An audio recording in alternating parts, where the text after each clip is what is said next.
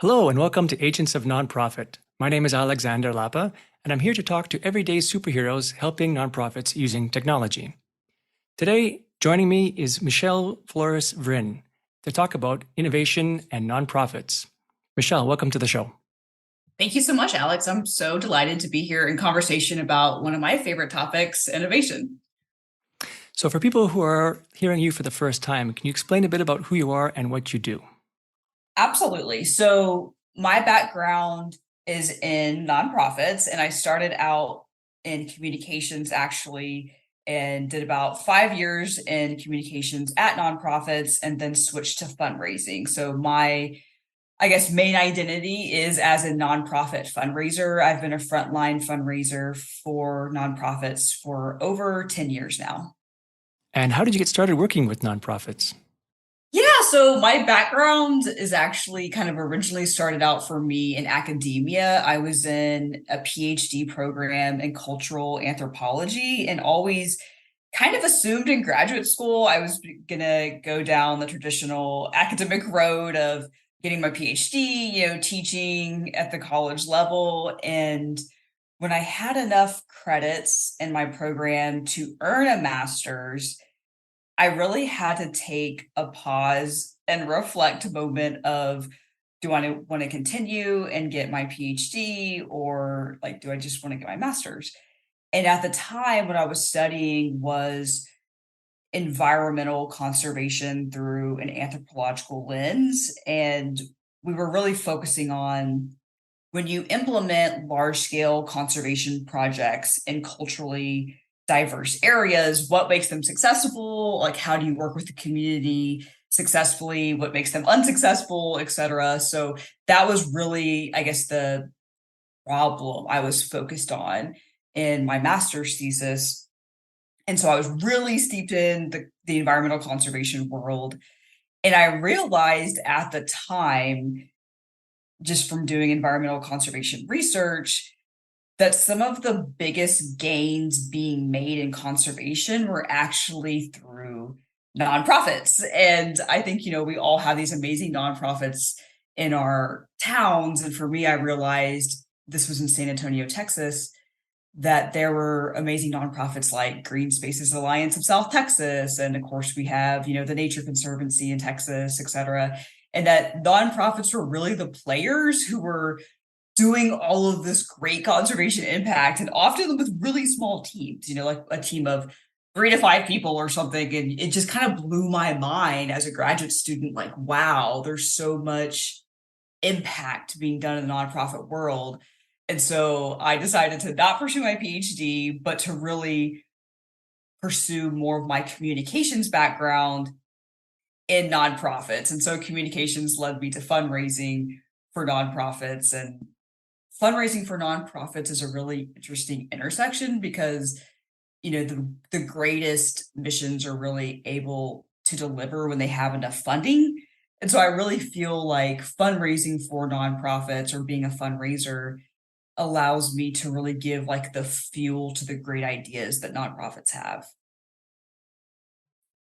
That's awesome. I don't know if there's a case to be made, but I find that nonprofits, by being focused on a particular mission, I wouldn't say they have a tendency, or their capacity or potential to be more successful, because the motivation, I guess, is stronger. I'm not sure if it's anecdotal, or I've kind of heard this from various people, but I kind of get a sense of that. And it sounds like you heard the same, or you see the same thing too, that locally the biggest impact or large impacts come from nonprofits. Yes, I do think because they are very, or tend to be very place based, there's something very organic and embedded in the community that kind of gives them an edge on impact, if you will. And I also think that that's something that most people don't know that's happening in their own backyards, right? Like, most people don't realize the huge impact that nonprofits are having on their community. And, this is probably a podcast or a conversation for another podcast, but that's a whole education theme that needs to happen, is that for people to understand what are the nonprofits in my community, and really understanding how they make the community a real vibrant place to live. And I really believe that. Like, I think our towns and cities would just be towns and cities without nonprofits. Nonprofits are what make them actual like communal spaces that are fun, and there's connection across different diverse cultures. I think nonprofits are so important in making sure that those kinds of things happen. Yeah, I totally agree. But I also agree it's probably a conversation for another podcast. Yep. Let's focus on innovation. So there's a lot to talk about. Let's start maybe with a definition of what would you consider to be innovation in the context of a nonprofit space. Yeah, so I wouldn't cook up a definition that's separate for nonprofits. I kind of tend to think of innovation in the same way, no matter who it's for. And at a very high level, I think that's having a great idea, but maybe executing it in a novel way. But, there's got to be this new aspect to something in innovation. And one thing which I thought a lot about in prep for this was, I think that with innovation in both nonprofits and for profits, we tend to think of innovation as being associated with like big things, right? Like disruption or like breakthrough change. Like that's how we begin to formulate our definition of innovation. But I also think innovation can happen in very small ways, and small doesn't have to be bad, which, we can talk about that more later. But just to recap, so definition is having a great idea, but executed in a novel way. For me, like that's where I start with innovation. I would agree. And I would also add another definition could be, or to add to that definition would be to take two things that are not connected and connect them in something in a new way. Two existing ideas, but the way you combine them I guess the way you combine them makes it together combined unique and innovative. Yep, I love that. Cool. So this is going to be a really broad question, and I'm not even sure how to separate it. So maybe we can take the answers one by one, but let's talk about some key ways that a nonprofit can innovate. Yeah, so I feel like innovation is not just having creative ideas or a novel approach to something. It's actually the execution of those ideas. And if we can move forward with that understanding and definition, I think that one thing nonprofits can do to actually become more innovative is to create a culture that supports that. So I really feel like, it's more about the people and team, probably in a lot of ways, than the ideas themselves. Because we never have a lack of great ideas, but I think where we tend to stumble is the execution of those ideas. So for me, like the culture is everything. So fostering this culture of originality, or a culture that really values trying and testing new things, that's the key to starting, right? I think like your listeners will probably be asking, okay, well, that sounds great, but how do you actually do that? And for me, I think you just have to build in some rewards or norms around testing ideas. I always think of testing ideas as a way of figuring stuff out, like testing is good. I often think about the awards we have in the nonprofit world. And again, I come from the fundraising world specifically. So I see a lot of fundraising related awards, like at ceremonies, et cetera. And those awards always center around, who raised the most money, like what team raised the most money. And I think that that's something to be appreciated and lauded. But I also think about like, gosh, like we need more awards around innovation. Like who came up with a completely novel idea, like in their team? And it's almost like, I don't care if it worked or not, but who actually launched that idea and was able to pursue it? Like, can we like have some kind of innovation awards around those kinds of things? So creating a culture of ideas, I like that, especially because I've heard somewhere that ideas are cheap. It's the execution, to your point, it's the most difficult. That 90%, 10% of doing something is the idea, and 90% is the execution. Mm-hmm. So creating that culture is saying, it's okay to innovate. Let's just try it. Let's reward it. I think it's a great idea. What would be some rewards that you would consider, for example, to encourage people and to encourage nonprofits to innovate? Yeah, okay, I always think about this isn't necessarily like an award specifically, but I always think about like for a nonprofit, like at the leadership level, like we should pride ourselves in taking, or not necessarily taking, but executing on ideas from staff, right? Like we should say minimum 5 times a year, we're gonna, take ideas from staff and actually like test them out. Like we should be on the senior team level thinking that way. Like we should be holding ourselves accountable to testing. And I think maybe it's as simple as implementing a quota like that. Like maybe you start with 3 ideas a year are going to be submitted from staff, and we're going to say, okay, we're going to test these ideas out. Like, I think it starts with small little things like that to induce behavior change. But to me, when I hear quota, I usually think of the stick, not the carrot. I imagine that that's not a probably the right motivation for this kind of idea gathering. Is there specific ways you think that we could reward people in a positive way for coming up with certain quotas? Yeah, you're right. Definitely the word quota has a stigma attached with it. I think that maybe, for the senior team level, just kind of making a norm around we want to implement processes that allow staff to share their ideas to make sure that they're being shared. And maybe it's around a certain problem, right? Like maybe it's some kind of shared problem that's given throughout the staff, and then we're asking and submitting ideas to solve those problems, and that we are kind of holding ourselves accountable, like as the senior team, to say that we're going to move forward on some of these ideas. Something like that, I think, would be great just to kind of kick off a more of a culture of originality, culture of innovation.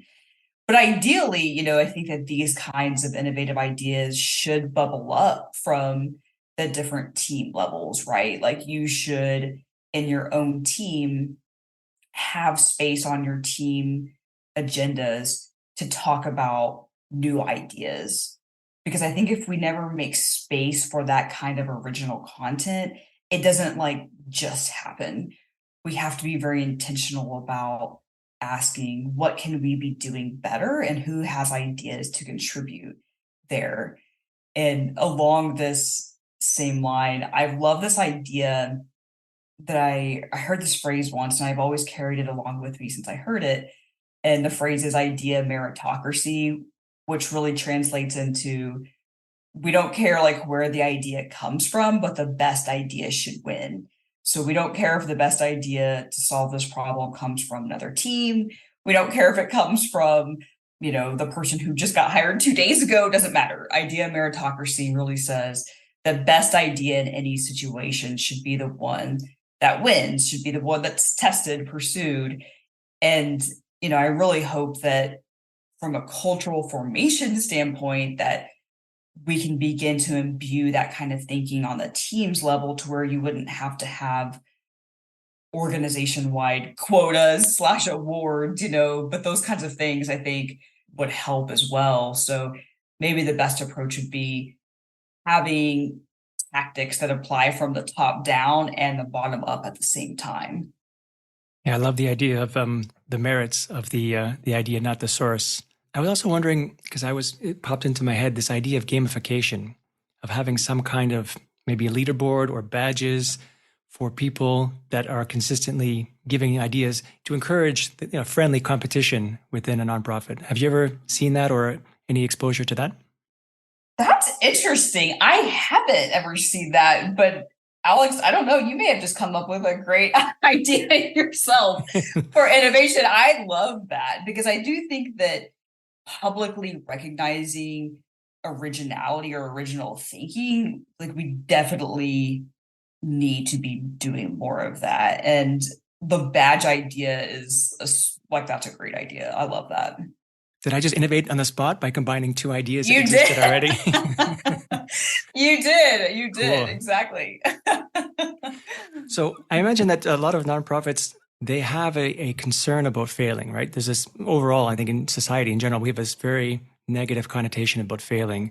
But I've read that once you wrote that failing shouldn't be a worry. Like you should be okay to try and fail, and it's better to try and fail than not to try at all. Can you speak a bit more about, how we can get nonprofits to worry a bit less about the failing process?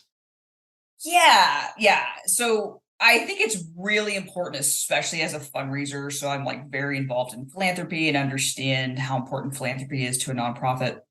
I think it's important to lay the groundwork before I answer in that I do understand why risk is seen as very risky because in nonprofits we feel as if we're not rewarded for trying new things. I think that there's also a huge fear around if we try something new, if we make a pivot, like what will our donors think, right? And so for a lot of us as well, we have government funding, whether at the state, local, or federal level, and the rigid structures around that funding often don't encourage out of the box thinking or innovative thinking. So I do just want to acknowledge that. And I know that is a real thing. Like that's the world I live in like every day. So I very much acknowledge the reality that, funder influence is a real thing. So with that being said, I'd also like to add on that truly like there is never going to be innovation without risk. And I think that one thing that we often don't see as nonprofits that sometimes the riskiest thing you can actually do is not change. It was somewhere I read that, and I'm not sure if I said this on a previous podcast or my own actually anymore, but that life requires a constant amount of nurturing and energy. That if you don't give a certain portion back into the whatever it is you're talking about, it will naturally decline and decay. And this applies to life, it applies to technology. So you almost have to innovate. You almost have to move forward, just not to move backwards anymore. Would you Mm-hmm. would you say that was more or less what you see? Yes. And I think we need to remind ourselves as nonprofit professionals that we are kind of like the best at doing this because of the work that we are steeped in. We're naturally always asking the question, how can we make this better? I feel like that question is almost a huge part of our identity as individuals because we do want to make things better. For so many of us in the nonprofit world, that's why we're in this work. Like we want to see things improve and we want to be a part of implementing those solutions. So I feel like our hearts are there. Like our hearts are so there. Like they're so aligned with this, nurturing and moving forward. I feel like the risk piece is where we need to do some work because it is hard to try new things, but at the same time nothing's ever guaranteed, right? Like even staying with the same old strategy, there's no guarantee that it's going to continue to work. Like that's just a belief that may feel more comforting, but it's not actually true because as you just alluded to, Alex, the world is so fast changing and we have to keep up with that change. So doing the same thing we were doing in a world that no longer exists doesn't make any sense. But we just, I don't think, are used to seeing it or interpreting it that way. And I feel like the piece we're kind of missing here on like how do we become more comfortable with risk is this piece of psychological safety.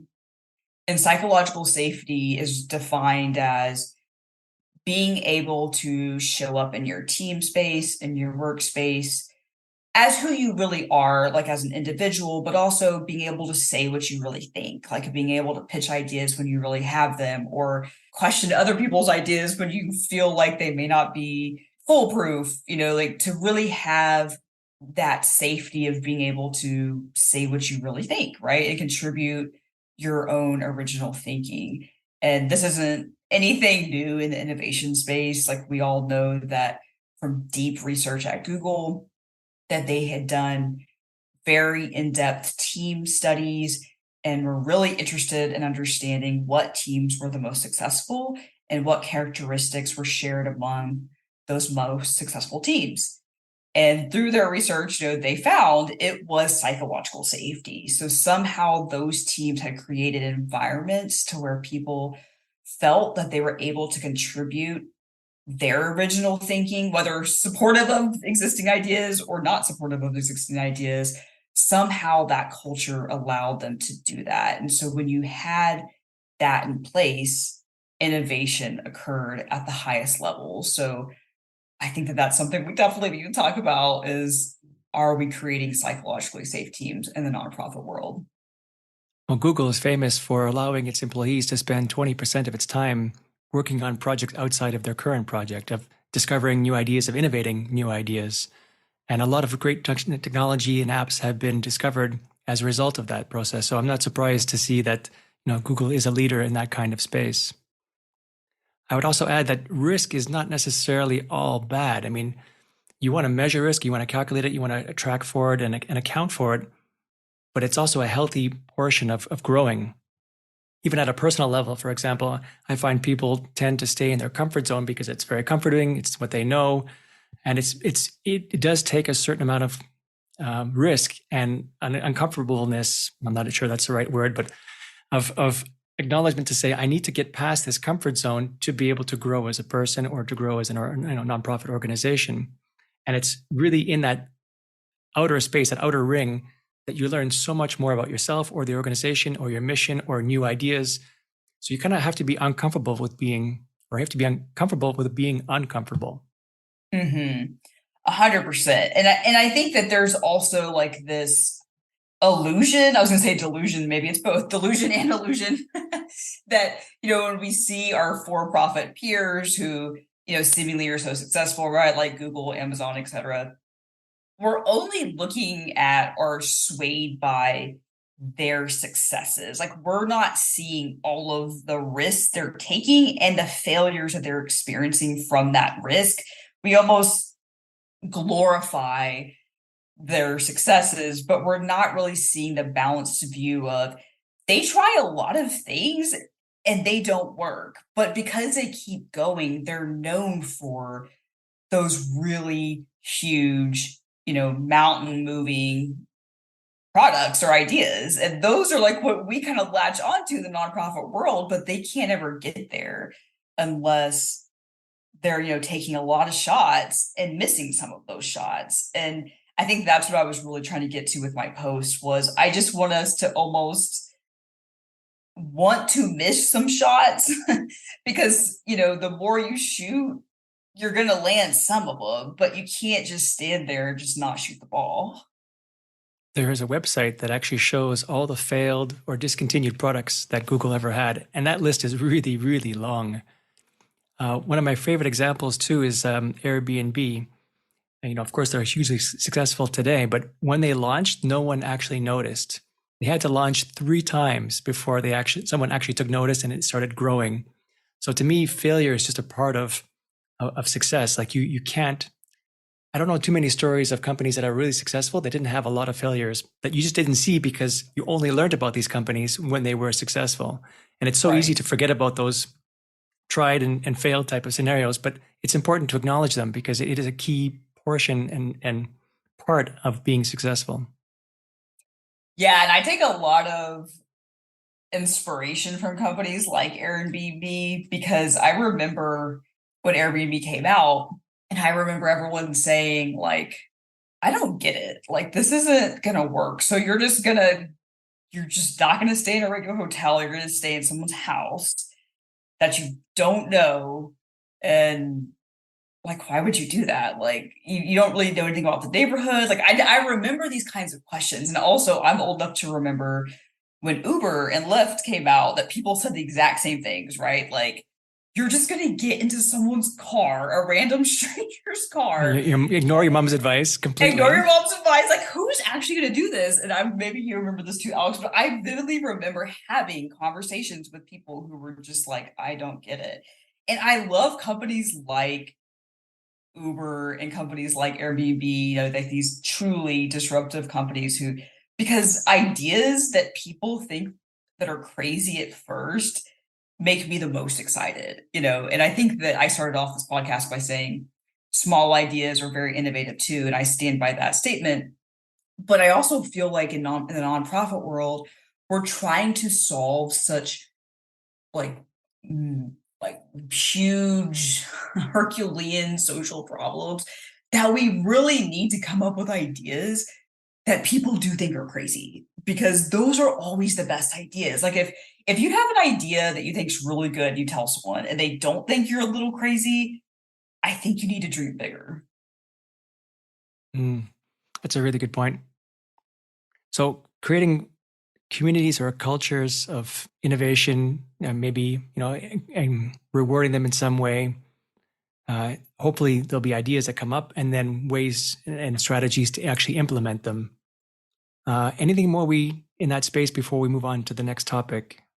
I mean, I think I would just underscore, highlight here, we've thrown around psychological safety strategies to really see the innovation you have, but I want to just say that I think the people on our teams, I mean, they are like our biggest resource, right? Like our nonprofits are nothing without the people who are working in those organizations.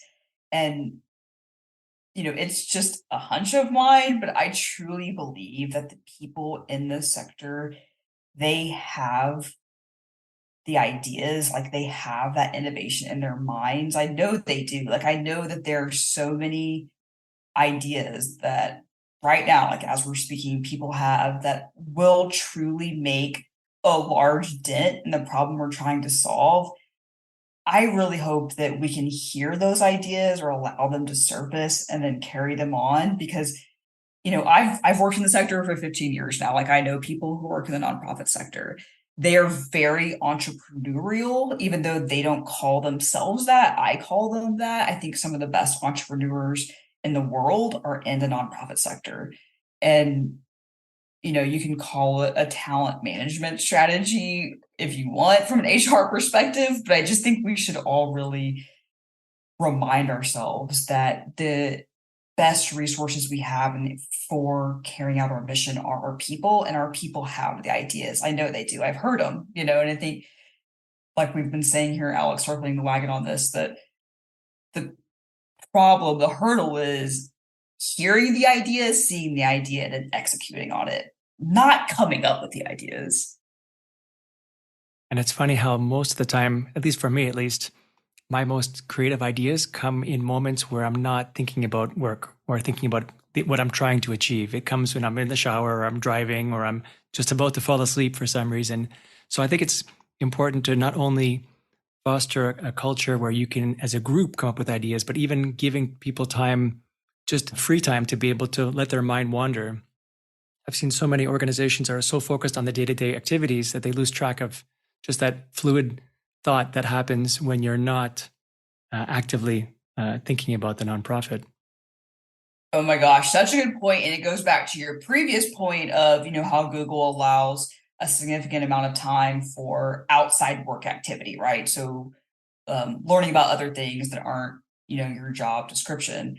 And I think that that plays into that, because you're right. You can't be so focused on the problem all the time, or be doing 5 things at once all the time, and really be able to do your best thinking and best implementation. You do have to have a balanced approach, and I think that people in our sector, we're very heart aligned with our work. So we tend to give everything, all of ourselves, to our work and to our job. But I do think that that can be a disservice to actually carrying out our mission to its highest ability, because we overwork ourselves, and I think we're not allowing for time to really steep in creativity and to think about things in new ways. And that's what we definitely need to be doing right now, because the world is changing faster than it ever has been. And we need to allow our brains to,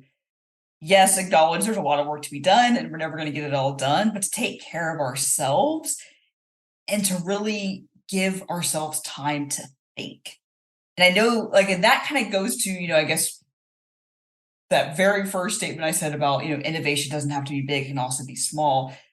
I've been thinking lately, maybe some of the most innovative things we can do as a sector is slowing down, like is maybe doing less, factoring in 15 or 20% time to learn about other disciplines or to read things that aren't directly related to our job. Maybe that is the most innovative thing some of us can do. And I'm trying to do that myself as well. Technology was supposed to make our lives simpler, not add more complexity to it. I mean, of course, it adds complexity, but it also, instead of spending time or less time doing something, we actually spend more time and we just do more. So we get more done. But then the more technology improves and makes our lives more efficient, we do more instead of actually doing less with the same tools. I really would love to pivot to a scenario though. Imagine now we've got the idea, right? We've come up with this idea. It's small enough to execute. It's crazy enough that people are saying, really, should we do this? Do you have any tips or tricks, or what would be your advice to actually execute that idea? Are there certain strategies or patterns that you would recommend? Yeah, I mean, I think that on the execution piece, like for any idea, whether it's a huge innovative idea or maybe it's something you've been routinely doing, I think that one of the best elements to your strategy is making sure you have the resources to actually pull it off, right? I mean, oftentimes nonprofits, we're bad about this, that we come up with, we're going to kick off this capital campaign or something, for example, and it's going to take 3 years and ends up taking us 6 years because we knew from the beginning we didn't really have the resources to do it, but we just kind of move forward anyways. So I would say make sure you have the resources mapped out to the best of your ability to carry out the idea, but also really be intentional about measuring success in a way that you're successful just for testing something new, right? Like that's a good thing.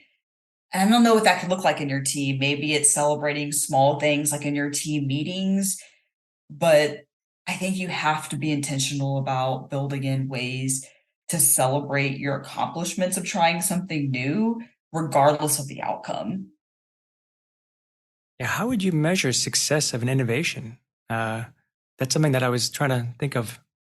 I'm not even sure I know how to answer that question. Maybe you have some better insight than I do. I mean, one thing I was thinking was really try to keep a tally, and we don't have to be complex here, but really try to keep a tally of how many new things are we doing each year, right? And it could be like maybe, for example, you never do giving day fundraisers. So like there's different giving days, Giving Tuesday is one example, but there's all kinds of like place-based giving days, right? So in Texas, we have like Big Give SA, which is like San Antonio wide giving day. So really try to keep a tally of like new things you're doing. Maybe you tested out a new giving day and you've never participated in a giving day before. Maybe you're um, testing sabbaticals. I don't know, like at your nonprofit. But I think that you need to begin to be intentional about tracking new things you're doing. Because once you start tracking it, even if the count is very low, like, wow, we only did one new thing in 2022, at least you have that awareness. Because, this is the whole business management, Peter Drucker's idea of like what you measure really gets managed, right? Like if you kind of begin to set a metric or be intentional about measuring something, it elevates its importance. So I would really recommend that we just begin to really like codify, like literally just write down the new things you're doing each year. Because we may be surprised as well. Maybe we're doing way more testing than we thought that we were doing. Or maybe we'd be surprised at how little we are staying the same from the previous year. What I think it's key too is to know is that anything can be measured. There's actually a book about that, how to measure even intangibles, something you don't think has a way to be measured. It usually can be measured. If you can think it, you can measure it. So I encourage people to read the book. I can add it to the show notes as well, because there's a certain sense that if I can't quite put a dollar number on it, it can't be measured, but that's totally not true. So yeah, it's cool Mhm. measuring things. Okay.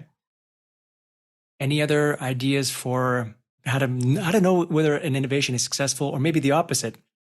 What are some milestones or some indicators to say, you know what, this was might have been a good idea, it had some potential, but it's failing, so we should cut it off before we spend more money, more time, invest more resources.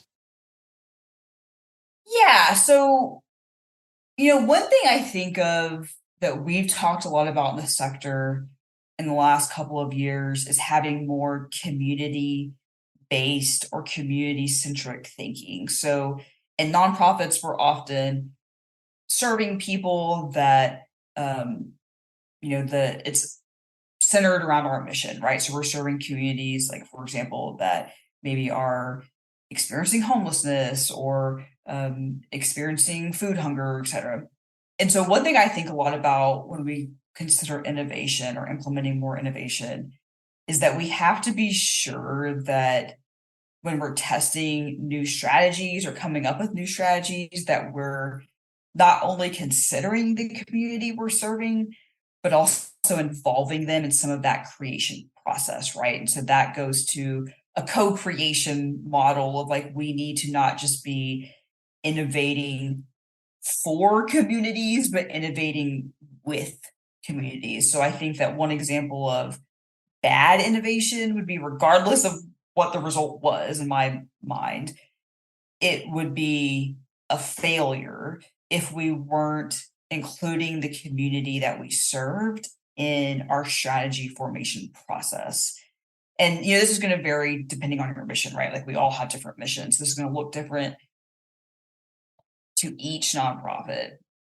But I do think that the more that we try to test new things, we have to really ask the question, who are we being held accountable to, right, for these new program ideas, say, and how are we involving the people we serve?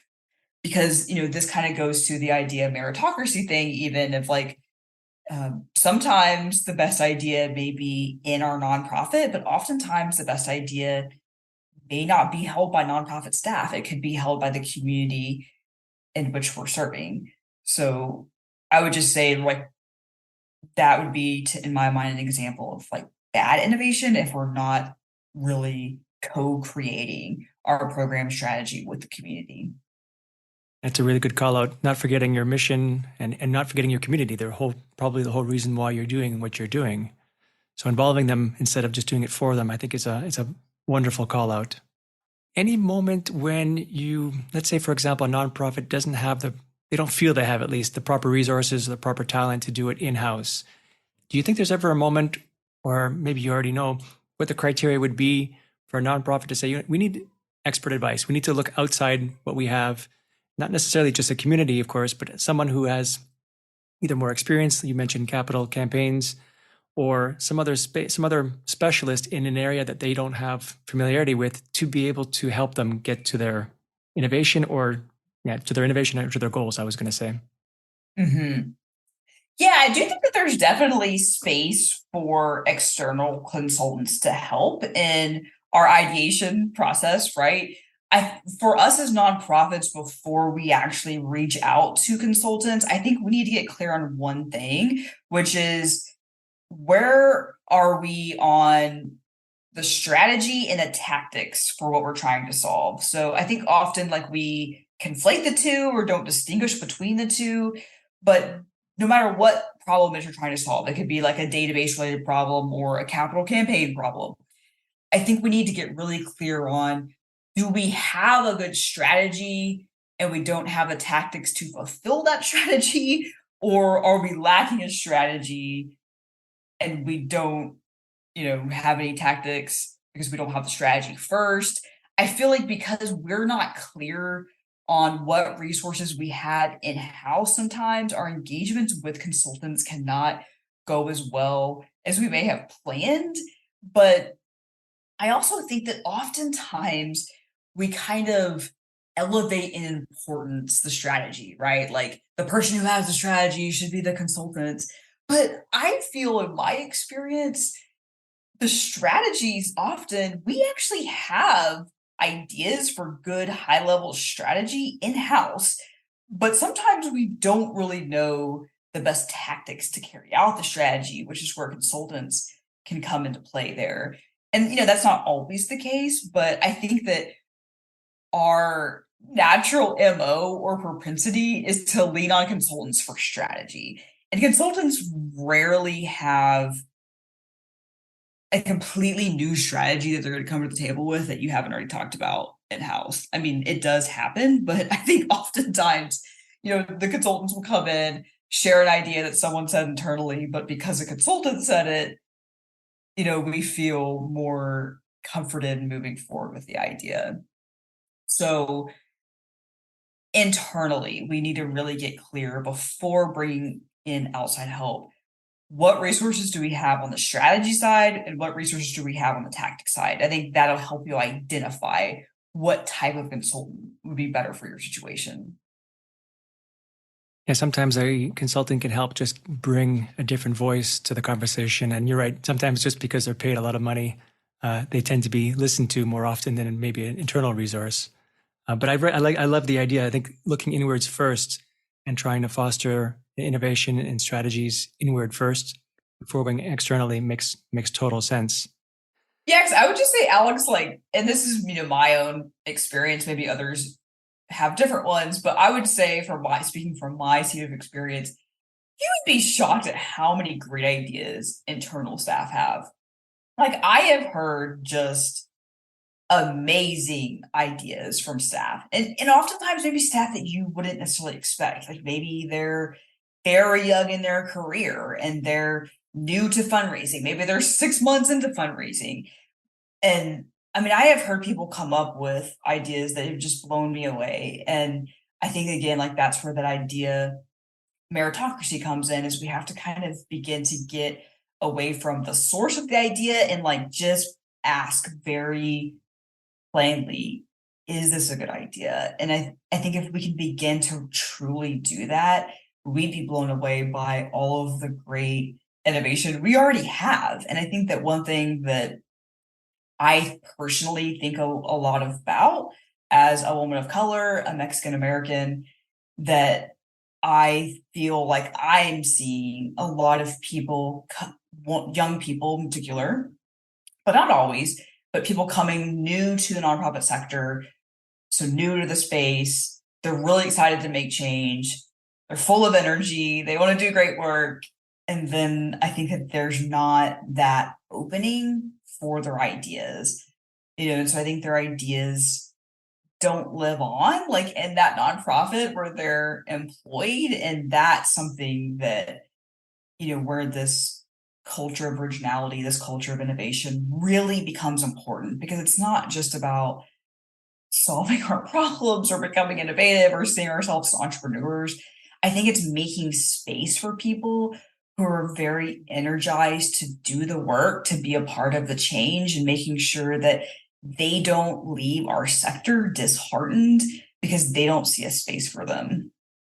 I mean, that's presumably why they started working with you as a nonprofit organization, is because they are motivated to help. They have the spirit, they have the drive. So unleash them, allow them to come up with these crazy ideas, share them around, vote on them as needed. But I think it's right. I think it's a wonderful thing to do that you definitely don't want to squash in any kind of capacity at all. Mm-hmm. So let's say, for example, a nonprofit implements all these great ideas and they're on their way. Is there anything more you'd like to see improve in the years to come? Yeah, I mean, I think one thing I would like to see is testing things become the norm, right? I think a lot about this, of how much are we testing things?